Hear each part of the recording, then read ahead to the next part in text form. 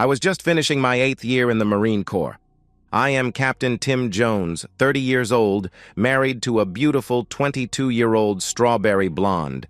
I met her 2 years ago while on leave in my hometown. It was love at first sight for both of us, but we waited until 6 months ago to get married. I wanted to get out of the Marine Corps first, but I gave in to her urging and begging and married her with 6 months left in the Corps. I gave up a promising but dangerous career in the Corps for love. Looking back, it was a mistake. Everything went well. I was cruising towards my departure date when this blip in my plans came up. I was teaching a course at the infantry school when they decided to send me to Africa for 3 months to train another nation's Marines. In 20 years, they would become our enemy, and America's sons would be fighting against the same people I taught. Politicians. I hate them. I kissed her goodbye and said I would be back before Christmas.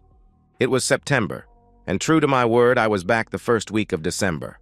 I took leave over Christmas and New Year. We went home and found a condo close to where I hoped to be working. Everything was fine. My life was perfect.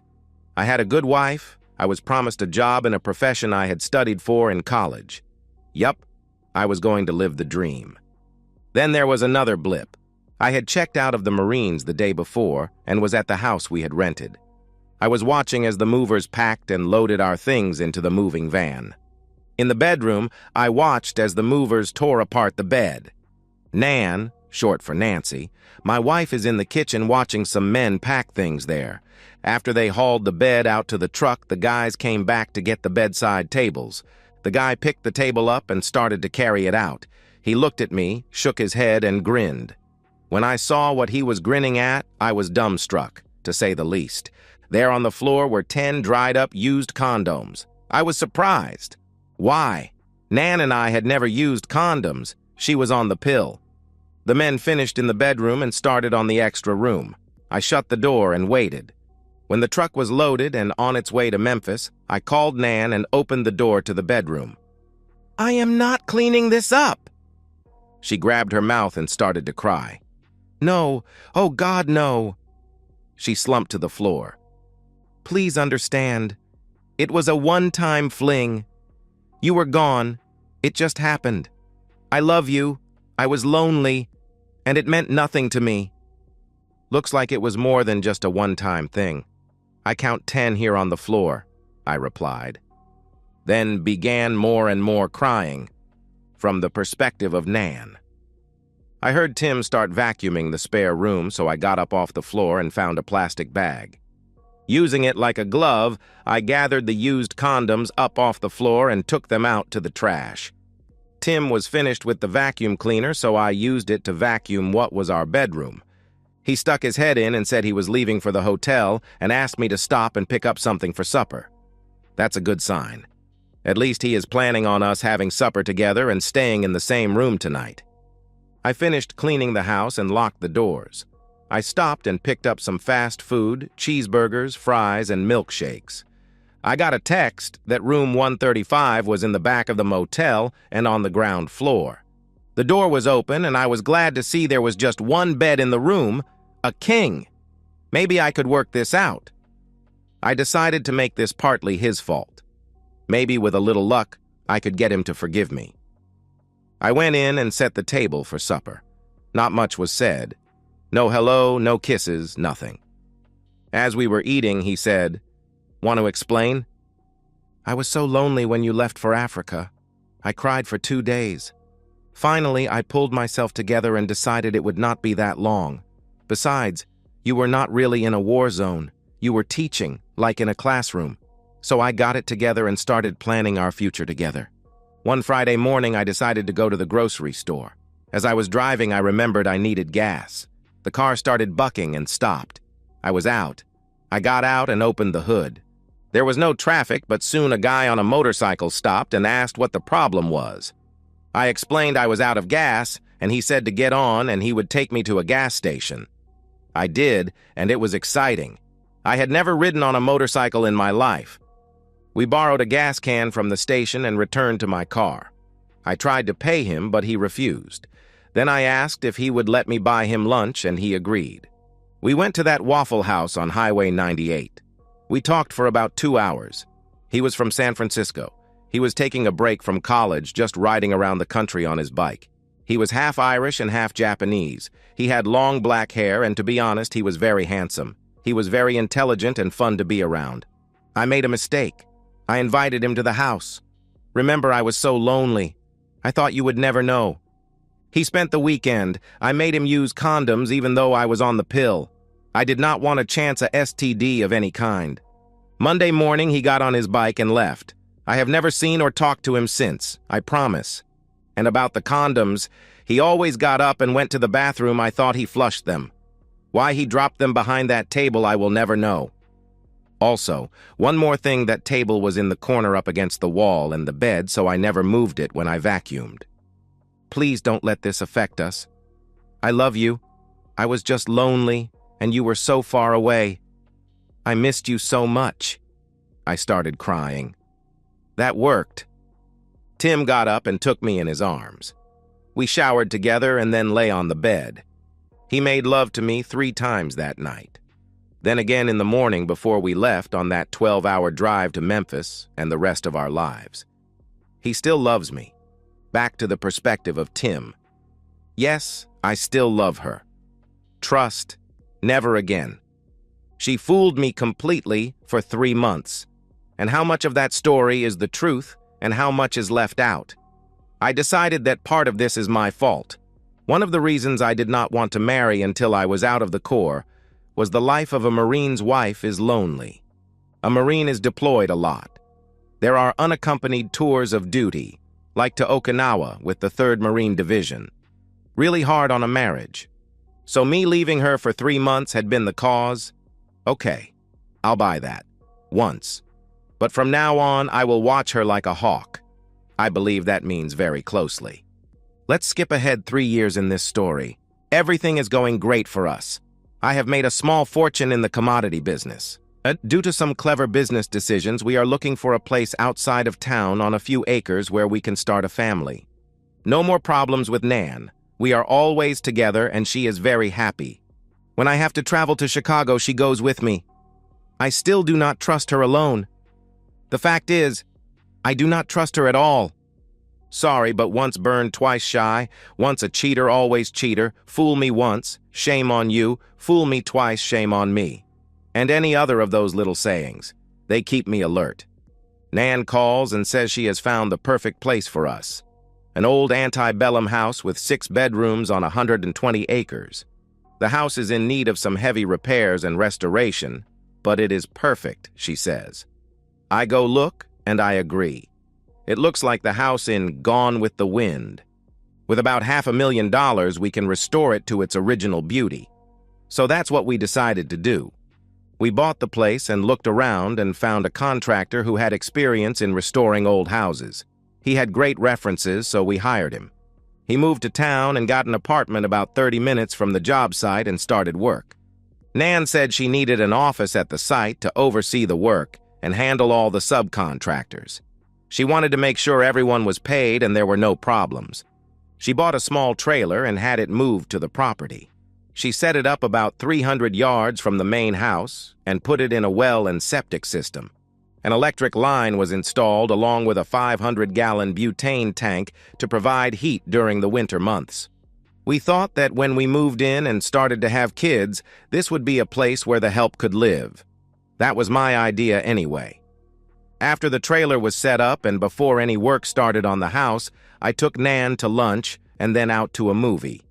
While we were on our date, I had a technician from the spy shop here in town install hidden cameras in the trailer. They connected to a website that I could access anytime and watch what was going on in the trailer. Remember, I love her, I just don't trust her. Everything went fine for the first 2 months. I watched the trailer and did not see anything out of the ordinary. Then one Wednesday afternoon, just after lunch, I logged on to see Nan and this contractor, Sam, looking over plans laid out on a table in the living room of the trailer. His hand went to her butt and squeezed. When are you going to let me have some of that sweet part of yours again? Again? What the heck? Well, if you promise not to leave a mark, right now. She grabs him and kisses him on the mouth. When they break apart, he laughs and shouts, "I promise." Then he picks her up and carries her into one of the bedrooms. They are never used, but the beds have sheets on them. Now I know why. What the hell? This is not the first time? Where has she been sneaking off to, and when? I guess it really doesn't matter. This is going to end soon. When they are finished, she takes the condom off. She remembers what happened the last time she left that task to a man. She comes back into the bedroom and starts to get dressed. He helps her bra, then says, "My guy is ready. You just say when." "I've told you I want to wait until this house is finished. You will be back in Boston and I will be buying furniture for our dream house. Tim is mugged and killed for his Rolex and wallet. I just cannot live in the house where we plan to live the rest of our lives, so I sell it. After collecting on his $1 million insurance policy, I leave the state. You and I can live a long time on that amount of money." They dress, and he goes back to the job site. She locks the trailer and leaves. I guess she is on her way home. I cut the computer off. So her plan is to have me killed, then run off with her lover and live happily ever after? Not going to happen. She is home before me and running a bath. She meets me at the door with a big kiss. I hope she brushed her teeth. Then she gets in the tub. I am wondering what is going on as I sit and watch the evening news. When she is finished with her bath, she comes into the living room and sits on the floor in front of my chair. She starts telling me how she can't wait until the house is finished and she can go off the pill. We are going to have 4 kids, and she is going to be such a good wife and mother. Thursday morning, I went to work and she went to the farm. I watched off and on all day, but there was no fooling around. She left at about 1 p.m. and Sam worked until almost dark. She was home when I got there. That night she wanted to make love, and I thought, why not? She said that I might have bruised her, I was so rough. I told her I was sorry, not. The next morning I went shopping for some of the things I would need this weekend. Saturday I was off work. No trading on the weekends. No one was working at the house, and Nan had an appointment to get her hair and nails done. This would give me time. By 1 in the afternoon, I was back at the condo watching a ball game when Nan walked in. She looked beautiful. I told her we should go out to supper and dancing tonight. She loved the idea, so at about 7 p.m. we dressed, and I took her to the Vapor Supper Club out by the airport. We had steaks and then danced until about midnight. When we got home, she attacked me, and we made love until the wee hours of the morning. Sunday was a late breakfast, then us laying around watching football. Her favorite team lost. A sign of things to come? Monday morning, I kissed her goodbye and went to the office. She went to the house, and I watched as she entered the trailer. It looked like she was arraigning contracts in order to pay them. At about 10:30 a.m., she went to the house. I saw her enter and watched for her to leave. In an hour, she was back at the trailer. She fixed herself a tuna sandwich and just waited, looking out the window at the house. What is on her mind? At 2 p.m., Sam walks in, and he walks over to her and takes her in his arms. "I missed you this weekend. You look amazing. I love your nail color and your hair is so pretty," he answered. "Thank you, and I missed you too. I can't wait until we can be together all the time," she replied. "Just a little longer. I want us to have the perfect alibi. Then when your next job comes up, we will both work together. I love that idea. We will have a great time. You designing and me doing the work. We will make the perfect team. And don't worry about us being blamed for his death. My guy is a professional from South Boston, part of the mafia up there. What did Shakespeare say about the best laid plans of mice and men? Get me to the bedroom. I am tired of faking it." She was faking. I thought so. He picks her up, and they go into the bedroom. I give them time. I watch as they undress each other. As he enters her, she hears a cell phone ring and a worried look crosses her face. "Whose phone is that?" is forming on her lips as the cameras go blank. It was almost an hour later that I got the call. There was an accident at the job site and I should get there as soon as possible. I asked to talk to my wife and was told she was not available. That's the damn truth. I arrived about 30 minutes later. I am met by the volunteer fire chief. He introduces himself and starts to tell me what he thinks happened. I ask about my wife. He says for me to walk with him to the ambulance. She is not there.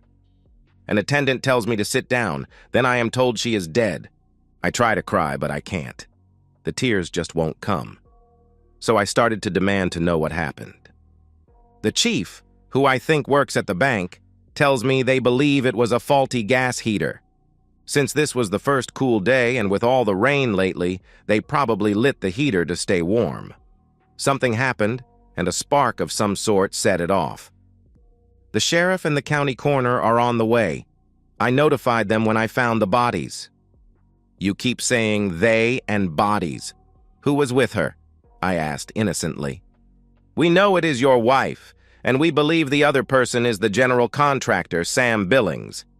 This is hard for me to tell you, but you should hear it now.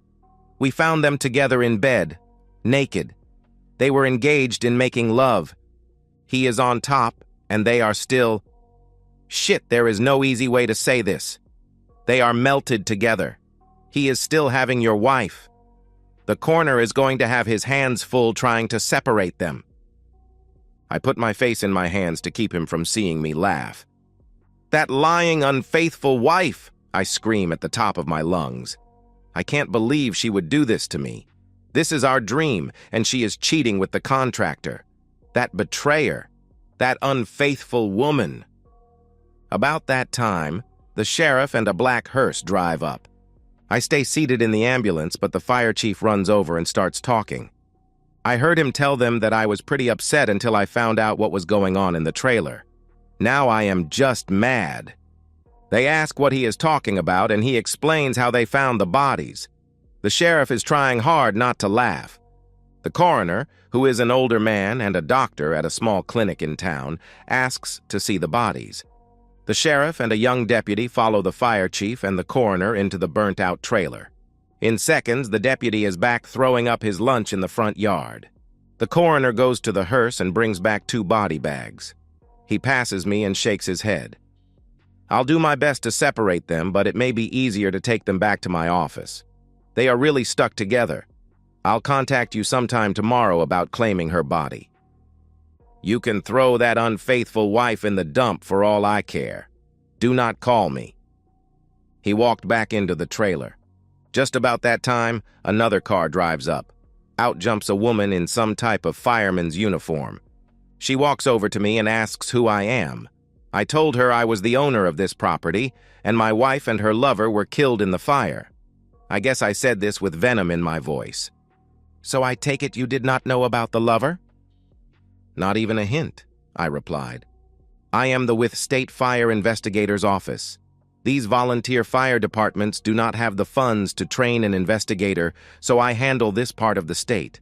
I'll need to talk to you tomorrow after I finish my investigation, so where can I find you? I'll be at my office until about 4 p.m. After that, you can reach me on my cell phone. I hand her my card. What about the funeral arrangements? I will not be making any arrangements for that woman. Maybe her mom and dad will want her, but not me. The coroner said they were melted together and he was going to try and separate them at his office. Well, forget that. They want to be together, bury them together. Then we watched as they carried one body bag to the hearse. The deputy had the other in his hand, so I guess both were in the same bag. The ambulance, the hearse, the sheriff, and all the volunteer firemen left. I watched as the woman fire investigator entered the trailer and began her investigation. She is not going to find anything. That was what I was thinking. The next afternoon, I parked my car in front of the house and looked around. One thing was certain. Nan and her lover had done a great job.